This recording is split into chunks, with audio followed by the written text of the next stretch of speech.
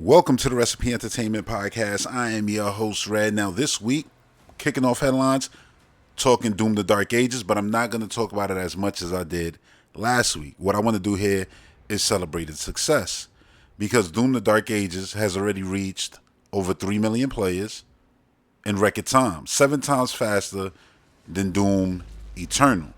So, shout out to Doom for still, after all these years, still being something that just like ignites that flame in gamers that makes gamers want to run out and experience the latest release. Like the fact that Doom is still going, just like a Metroid, a Mario, you know what I'm saying, a Zelda. Like it's one of those legacy IPs, those legacy titles.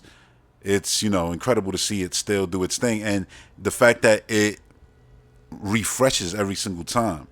Especially with this latest trilogy, each one has basically done its own thing, separated itself from each other, but was also something new that if you're, creating an action game, a first person game, it's something that you have to look at. It's something that you have to play, experience just to see exactly what it is going to do now with the IP. And I think the shield dynamic that they got in Dark Ages is amazing, and it's completely different from anything else out there, the way it feels to play and everything. So I'm happy that, gamers are gravitating towards it. I mean, obviously I knew they would. It is Doom. I'm not going to sit here and act like I'm super surprised about it, but still good to see, because look, there's a lot of video game series that we've seen come and go. We've seen some go where they were still putting out quality content. It was just like the IP lost its luster and that was it for it. So it kind of just went away on the high note and people yearn for another one and things like that. So you got to give props when you have these long lasting IPs that continue to, switch it up, do new things, and then on top of the fact, gamers still care. Gamers still show up.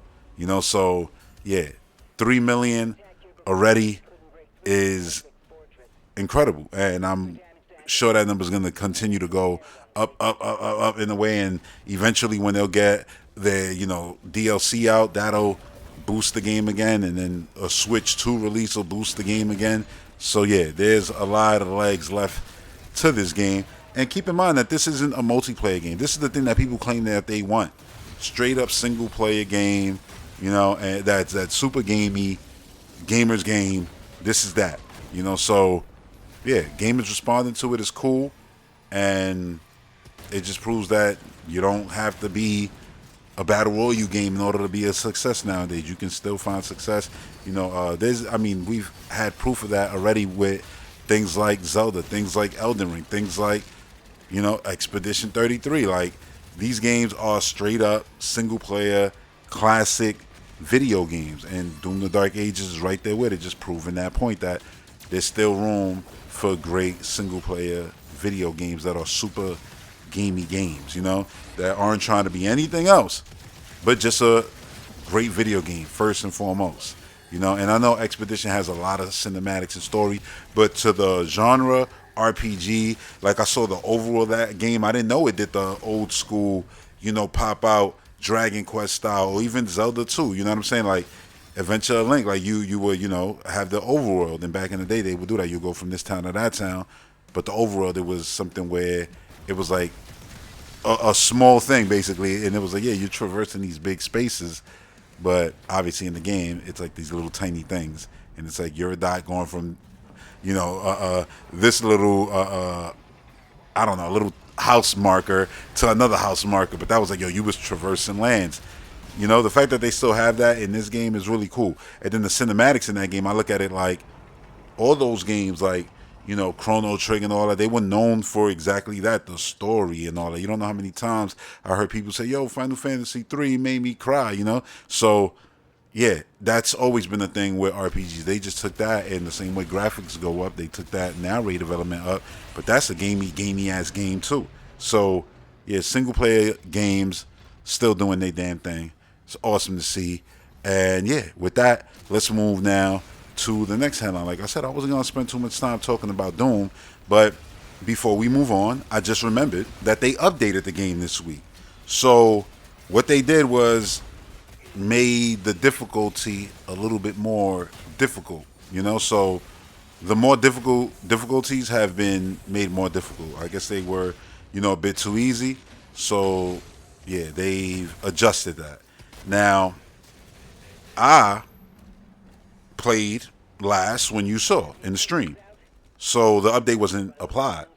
But I said, damn, I want to see how hard they actually made this. So what I did was I just went to the last level that I played on the stream on Nightmare, and I ran through it again. I actually ran through it again twice because I did it on the first profile on regular. I went 100% at the two stages that I played on stream. So yeah, I played it on Nightmare and yeah, ran through it. So I was like, if they change it, I'm not feeling the difficulty yet, or I'm just that damn good. Nah, I do think that this game is just easier than Eternal, but Eternal was crazy. Like, I understood. Like when I was playing Eternal, I was like, I understand the mechanics. I got them pretty much down pat, so I don't find the game super hard no more. Like, as long as you're moving constantly and you're constantly getting ammo and health and ammo and health and shield, health, ammo, shield, health. That as long as you juggling that perfectly, nothing they throw at you is really a problem. It don't matter what they throw at you. It's like if you're doing it right, if you know when to chainsaw in order to get health and ammo and everything, and then you know when to use your flamethrower in order to get armor and yeah, it all just becomes this beautiful symphony of just madness. But that game is difficult, and I understood when people were like, "Yeah, I can't." It's the juggling aspect of it. It's that rubbing your belly and tapping your head at the same time.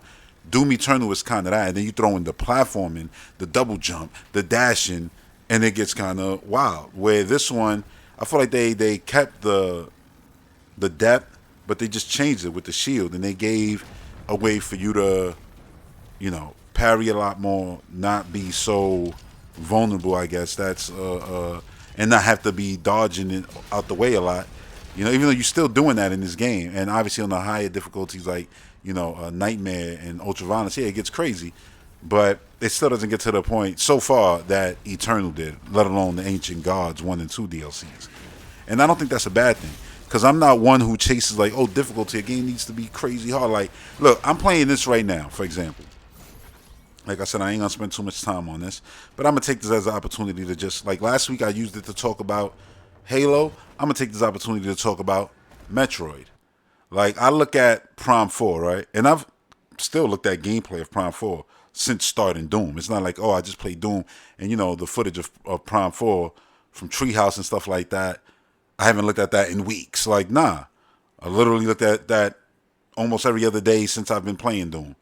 And when I look at it, I'm like, yeah, Metroid looks just slow compared to Doom. And this is why I wanted Metroid to up its action. And that's something that I felt Dread did. Dread feels like it could be, like you could reskin that and it's like, oh yeah, look, that's Doom in 2D. And it's like, yeah, it works. You know what I'm saying? Obviously, you might want a few more, I guess, Samus style uppercuts that she has in that game. But yeah, from the parrying and all of that she has in that game, and the way she moves so fast and runs through that game, it feels a lot like what the Slayer would feel like in 2D, more than what Prime Samus would feel like in 2D. Even though Dread feels very much like Prime in 2D.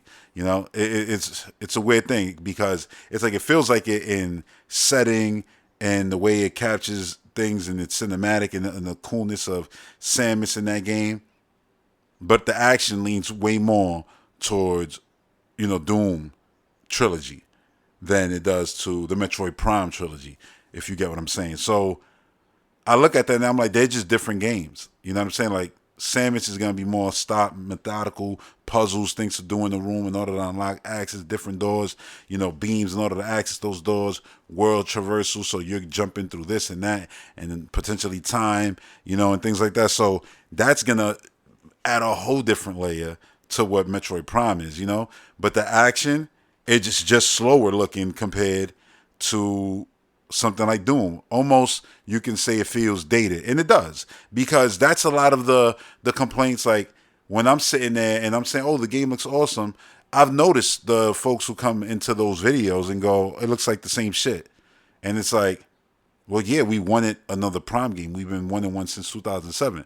Now, granted, I've been since 2007 saying, oh, take from Gears of War, like, I want stunned enemies and I want to run up on them and do some cool shit like what she's doing in, well, this was before Other M, but like a curb stomp style thing. And then I was like, Other M came out, I was like, look, she's doing it there. I want that in Prime.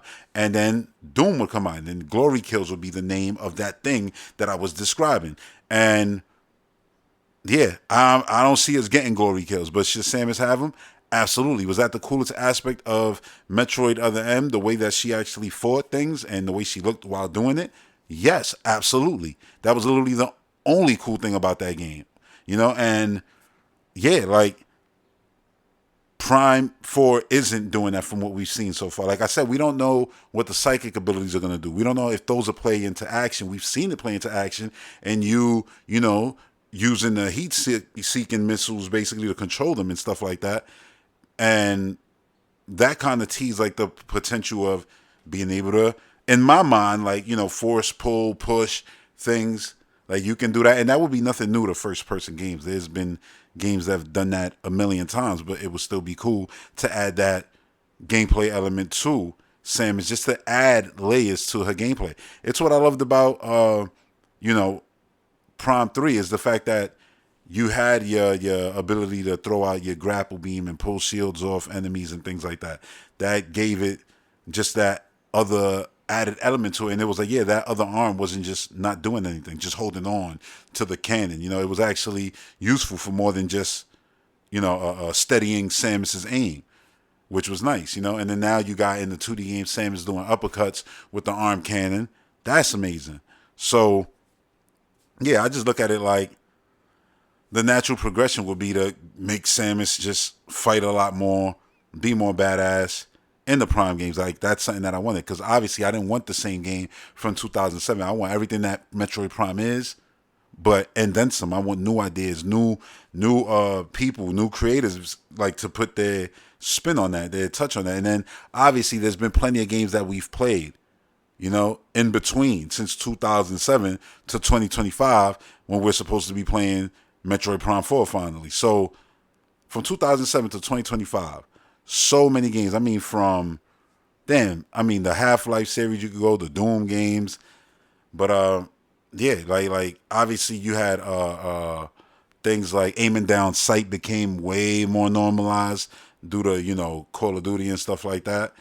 And what else? Like, there was just like the Fear games came out after. Always felt like Metroid could take things from that. You know what I'm saying? There's been a lot of games. There's been games that have been very melee focused, like Red Steel 2 or stuff like Condemned. Like, there's been a lot of games in between. So there's been a lot of experiences that gamers, especially people who've played, the few of us, I guess you could say, who played, Prime 1, 2, and 3, right? And we went on to play all these other style games. Like, there's been a lot of things that happen. So of course we want to see Prime, excel in not only upgrading the level design through new abilities for Samus, but we want the action to be upgraded too. We want the cinematics to be upgraded. We've seen them upgraded cinematics. We've seen the upgraded graphics to the actual gameplay. Now, what we want to see is upgrades to that action, to that combat. Upgrades to exploration, like other things that the morph ball can latch on to, be boosted off of, like straight up Donkey Kong style barrel gameplay with Samus's morph ball could be in this game, and it'll be great. You know what I'm saying? Like, the point is evolving everything that was there before. Like, if you don't want that and you just want the same old thing, then again, you could just go play Prime 1. And clearly, looking at the sales of that game, a lot of Nintendo fans just don't care, which is sad. But I want them to care. And I don't know if sticking to doing what folks didn't care about, basically 3 times in a row, yeah, I know people cared. I know they sold over a million units. I'm one of them. I'm just saying, for the majority, for the way Nintendo fans talk about Metroid, for how Nintendo fans support other Nintendo IPs, yeah, it feels like, yeah, they just don't care about Samus Aran and her, Odyssey-like adventures, man. Like, it's sad, but that's just the reality. You know what I'm saying? I'm like, so it's sticking to that same thing, the viable thing to do. It's like, yeah, we want more of that, but we want it also to be evolved. So when I think of, like, And granted, this is a Switch 1 game. This isn't a Switch 2 game. This is a game that will look good on Switch 2, but it's still made completely with all its design choices, limitations being based off Switch 1. But for me, I look at like the power one. It's like, oh yeah, like so what would you add? It's like it's the little things that count. You know, if you play Metroid Prime a million times and you start Metroid Prime 4 and you play that intro and you go, okay, that intro felt like a very, very, very, very, very light version of the Prime 3 intro. Visually, it looked better. But what happened, what was going on, oh yeah, it was way lighter than the mayhem that was going on in Prime 3, right? So you go, okay, this introduced the gameplay, right? It didn't have to introduce Wii Remote and all these different things. So Prime 3 was doing a lot. You know, it was like, oh, yeah, press these numbers. That was just so you to learn how to aim. Oh, yeah, get this code in, you know? And so it did a lot of, stuff in order to show you the controls. This game is doing the same thing. Oh, turn to a morph ball. Do this, do that. Yeah, jump up here. Jump. That's all there still. All the design and the elements to teach a person who never played this game. That's what that intro that we saw was. But for the person who's been playing Prime forever, now you stop, right? The footage that we saw when everything went white, we don't know where Samus gonna go. But let's put you where Samus is gonna go, right? Let's put you and me there. Now we've played Prime forever. Keep that in mind. 2007 was the last one. Now we start Prime 4. All these years later, almost 20 years later. And in that first world where it's like, okay, now the game is open to you, go, enjoy it. You know, the intro shit is out the way. And now you fighting enemies and you don't got a lot of tanks. So let's say the average player's like, you know what? Oh yeah, let me get through this door. How you open the door? Well, you learned on the ship. You shoot the doors to open and they teach you that immediately. So you pang, pang, pang. Door opens, you run through, and you're like, all right, cool. You know, I could catch my breath. But if that door opens and the enemy runs through, every single one of us who played Metroid Prime, right now, y'all already felt it. Y'all go, oh shit. Like we all go crazy. That little thing is so big because that just didn't happen. If Space Pirates, if Metroids and things like that is chasing you from one room to another, and it's, oh no, I gotta handle that. That changes things completely. And it makes it different from other games. It changes the tension. You look at something like Doom, it's like, and this one is more open. Still, you get in the arenas. Your Bayonetta, your Devil May Cry, style, Onimusha style arenas. Like, yeah, now you're going to fight these enemies right here, and then you're going to move on. No different from a brawler. The screen stops. You got to beat everybody on. Then you get the little blinking. All right, you could keep walking. Classic video game stuff. So this changes it from that. Because it was like, oh no, the thing that you didn't handle, Turtles in Time, you playing that now, you playing the new Shredder's Revenge, but yeah, now the screen keeps moving at all times, and the enemies is piling up on you because, well, you didn't handle those, so now those piled up with the ones that just came, and it's like, how you doing that? Well, we got more hardware juice to play with now, so we can have these many enemies on screen. So now it's like, damn, this is a brawler, but it's looking like Vampire Survivor with how many enemies is on the screen. And it's like, whose fault is that? It's your fault. Because you kept pushing forward because you could, but you shouldn't have. You should have handled all this. Imagine adding that element, right? It changes things. So that's what happens to Prime. If the enemy could chase you from one room to the other because, oh, well, the power of the Switch compared to basically GameCube, the last time the damn thing was being made. You know what I'm saying? We're like, I know. Duct tape, I know. But, you know what I'm saying? Like, GameCube tech, basically, it's like, oh yeah, now we got all this tech. So screw even Switch 2. I'm just saying Switch 1 with the power they got there, maybe they could do something like that. Where, oh yeah, now enemies chase you from one room to the other. I'm not saying they chasing you, across the whole map. Maybe they'll get winded and stop. It's like, yeah, the AI only goes that far from this room to that room, but it still changes something. And that's just that. So adding that's a huge difference. Adding different ways for Samus to attack other than just do, and upgrading that do through a different beam that might add burn, that might add freeze. You know what I'm saying? That, oh yeah, this beam works better with that enemy of that specific color because they've done that already. So it's like, yeah, you can still do that and change up the dynamics of that. So everything that's what Doom does. It's like they started this tit for tat gameplay in 2016. Then they took it to like its absolute peak with Eternal, right? And that ping pong, that give and take gameplay that you had, that juggling that you was doing was at its peak. And then they as players, they basically made DLC that told us use everything that you learned, and that's the only way you're gonna survive this. Because if you don't know how to use everything, and you just basically, I don't know, got through it by luck, the main game, yeah, you're gonna struggle with this. You gotta learn and know how to juggle the Slayer's, arsenal.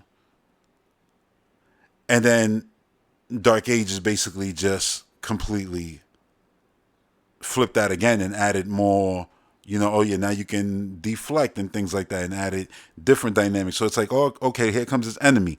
And it's like, this enemy is shielded. Now you can, shoot to heat up the shield, and I mean, to heat up the armor, and then you could throw your shield and you could break that, right? But that's going to take you way longer. And usually those enemies that armored up like that, there's usually like 15, 20 other dudes right around them throwing shit at you. So how do you handle that as quick as possible? Well, play the game that he's playing. So he's going to throw a wave of 5 beams at you, and when it's green, use them. So it's like, yeah, deflect that green one. Deflect that green one, the second one. One's on the right side, one's on the left side. That heated up the armor mad quick. Now you throw the shield. Bam, now it's broken. Now throw the shield again. Now it's drilling in him, so the armor can't like come back or nothing like that. And now you letting off shots. And they just die quick. Because, yeah, you just mastered that enemy. And then obviously the shots you let off is based off what weapon is the quickest. Is the ball and chain? Is it one that you got now that adds flame to it? You need you need armor. So maybe this isn't the quickest, but this is the one that's going to give me armor, and I need that in order to deal with everything around him once he's done.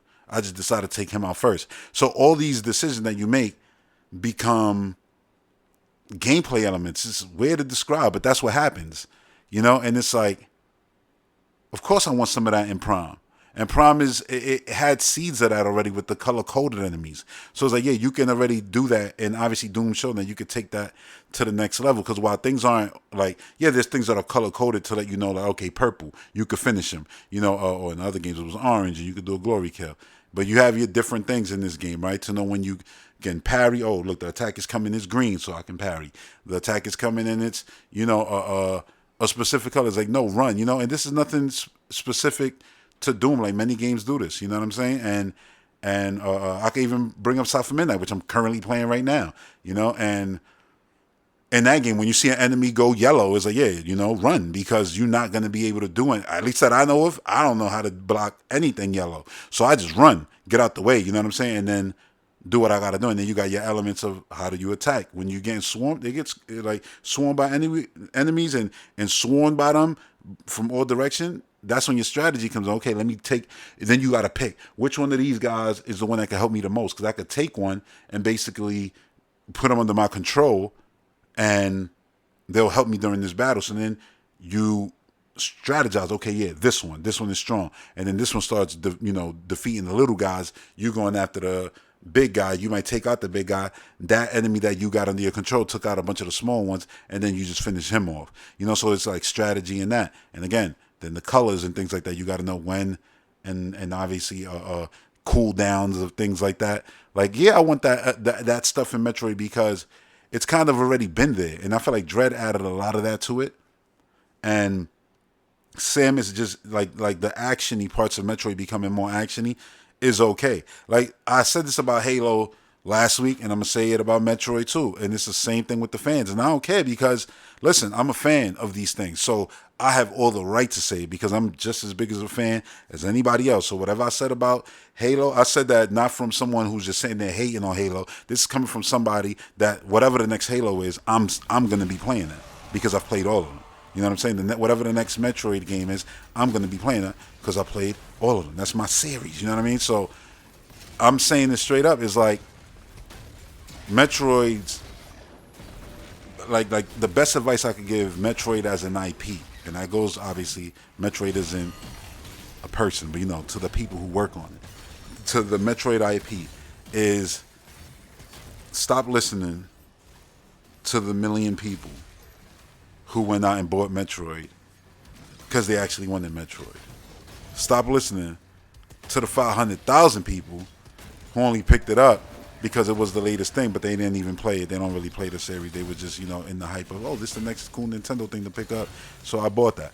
I know y'all like, damn, why I made that 500,000 people? I don't know, because when I look at the sales and I see, oh yeah, this one did 2 million and this one did basically a million less than a half million less than that, it just feels like, well, these guys thought it was Halo, and they ain't come back again after they saw what it actually was. So, yeah, whatever. I just look at it like this.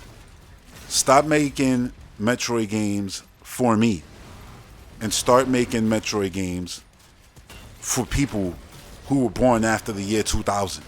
You get what I'm saying? Stop making it for people born in the 80s, people born in the 70s, people born in the 90s who had this affection for things like Aliens, so they understand why Metroid is the way it is. They understand the Giga art. They understand why Ripley's called Ripley based on Scott. Like, they understand all the AS. Stop making it for us.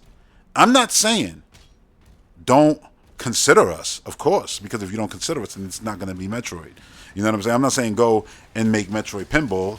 Who would ever do such a thing? Oh, that's right. It was done. And it was good. But nah, look, I'm just saying, like, you got to make new fans. You can't pander to the dude. Listen, man, Breath of the Wild and Tears of the Kingdom fans aren't Ocarina of Time fans. That's why when you see people screaming from rooftops, I want more Ocarina of Time. It ain't that loud. You wanna know why? Because they don't care. Some of them were there.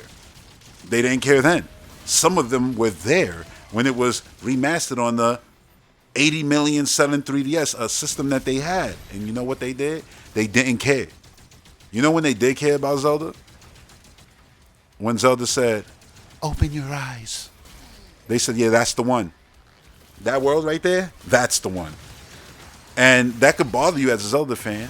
I get it, because I love Wind Waker. I love Twilight Princess. I love Ocarina of Time. I understand. I understand. Like, I love these other games too. But the numbers ain't lying. The numbers is not lying. You could say, oh, yo, make this for me. Yeah, look, I want them to one day make a regular 3D Zelda game like what came since, Ocarina up to Skyward Sword. I want that kind of Zelda game to exist. I wish we can have those alongside your Link's Awakening, Echoes of Wisdom stuff. So remake new game, in that style. That'd be great. That'd be absolutely fantastic, with the main thing being obviously the open air Zelda games. I understand. I would love that. You know what I'm saying? But imagine if they were just sitting there still trying to be shackled to Ocarina of Time. Oh, collect the 3 things and then collect the 5 things and then the game's over. Like, imagine them still doing that and not seeing 30 million sales, not seeing the 20 million sales that Tears of the Kingdom brought. And instead still sitting there hitting 4 million sales, 5 million sales, 7, 8 million if you lucky.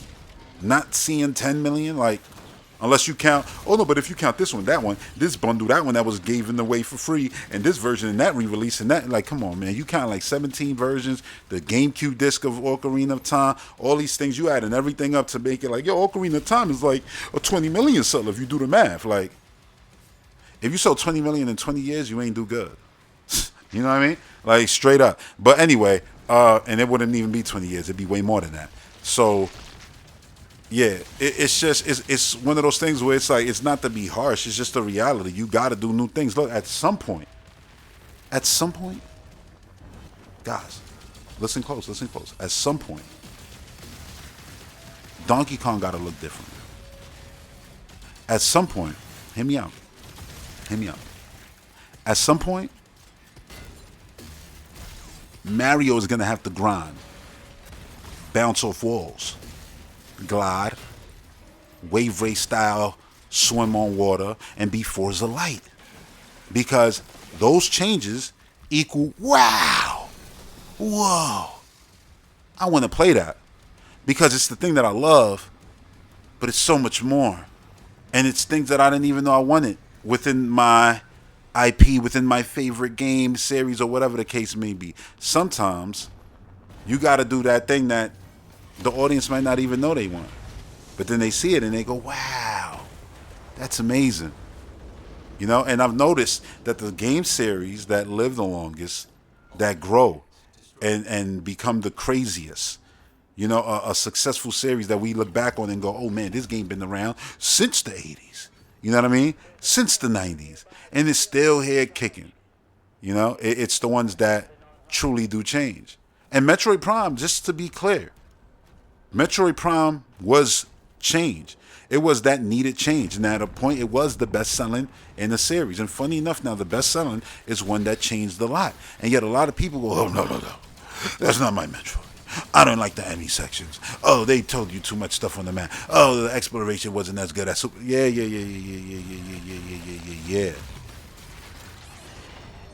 The numbers ain't lying. Not only the numbers, but the reviews. Most Metroid fans, you ask, most Metroid fans who play that, they go, yeah, that's the one. And you could sit there and be like, but Super Metroid, yeah, I get it, yo. And I loved scanning, oh shit, Super Metroid. The first time, it was awesome finding things and exploring and hearing these songs for the first time that made you love Metroid even more than the original on NES. Let's keep it a buck. Super Metroid raised the stakes of that series, right? With the new gameplay, showed the buttons, new ways to play, right? I understand that. Metroid Dread plays better in every single way. Nostalgia can't save you. Like, simple as that. So that's all I'm going to say about that. But the series grew. In Metroid Prime, that was change. In 2000, 2002 when that came out? 2000, like, come on, man. It was change when the Wii Remote came, and then you had these different gameplay dynamics in Prime 3. Absolutely. It was a change for the series. And now the series needs more change. It got it in 2D, and it won. The most successful Metroid game of all time. And you can say, oh, it's just because of the Switch. We'll see. We'll see if people don't show up for a Dread sequel, because I believe they will. I believe Dread made mad fans, because there was a lot of people who found things like Hollow Knight before it on Switch. So you already had Metroidvania fans there. There was people who already played Super Metroid due to, oh yeah, I played Guacamelee, I played SteamWorld Dig, or Hollow Knight. Yeah, I love these Metroidvania games, so I found Castlevania games, and then Metroid Dread, this is the new one. Here it is, boom. And it was put on this pedestal, crazy advertisement, tied around the Switch OLED. I think people will show up again for that. Will people show up for Prime 4? I hope so. New hardware is tied to it. On the new hardware, that game sings, obviously visually compared to Switch 1. And not only that, then you have the Switch 1 version, the install base, but then I look at $40 Metroid Prime 1. The best, the Ocarina of Time. And it, from what I see, I'm like, you couldn't even reach half of Dread sales. Damn. That's crazy. And this is me as a fan saying, like, that's scary. Because I want Prime 4 to be the best selling. I want Prime 4 to top Dread. I do. So that we get more and more and more. And do I believe that's going to happen? Yeah, I still believe that's going to happen. Because, why wouldn't it? You mean people going to just be good going Mario Kart, Bonanza, and then just skipping over Metroid? And being like, yeah, I'm going to get Age of Imprisonment. And Age of Imprisonment goes on to sell 3, 4, 5 million. And Metroid, what? Sells like Prime 1? Nah. I don't want to even think of living in that world. You know what I'm saying? But you got to also be realistic and look at, what things are. So yeah, I say all this to say, I love the changes that it does with Doom. I love the changes that EPD does with the Mario series. That was what I talked about last week. These are the changes that need to happen for series that want longevity. You need to really shake it up.